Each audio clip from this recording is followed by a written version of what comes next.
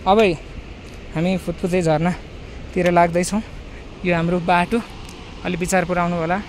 हामी फुत्फुते झरनाको जाने बाटोको क्रममा छौँ। यस्तो छ, हेर्न सक्नुहुन्छ तपाईँहरू है। फुत्फुते झरना चाहिँ त्यही हो। साथीहरू फोटो खिच्दै हुनुहुन्छ, भिडियो बनाउँदै हुनुहुन्छ, टिकटक बनाउँदै हुनुहुन्छ, नेचरको इन्जोय लिँदै हुनुहुन्छ। झर्दा ओह्रालो, आउँदा उकालो है, यस्तै छ। यहाँबाट निकै मान्छेहरू जोस जाँगरका साथ अगाडि बढ्नु भएको छ। उहाँहरूको गन्तव्य सफल रहोस् सबैलाई। साथीहरू यहाँ नै हरेस खाइसक्नुभयो। यो त तपाईँको यो फुत्फुते झरना भनेको जस्ट स्टार्टिङ पोइन्ट हो।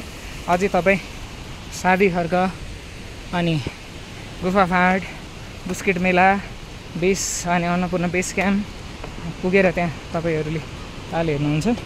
त्यहाँ पछाडि चाहिँ अगाडि अझै माथि आधी घन्टा 1 घन्टा हिँडिसकेपछि अझै माथि हिमाल हेर्न जान पाउनुहुन्छ अन्नपूर्णको।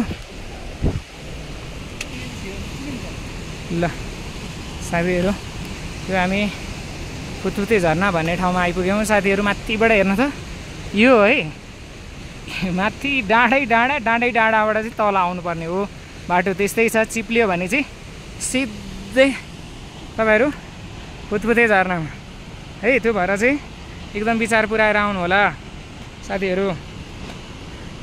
होसियार, रमाइलो त आफ्नो ठाउँमा छँदैछ, तर हिँड्न विचार पुऱ्याउनु पर्छ, नत्र गाह्रो छ। ल हजुरहरूलाई फुत्फुते झरना अझै नजिकबाट देखाउँदैछु। साथीहरू आउँदै हुनुहुन्छ, आउने क्रम जारी छ।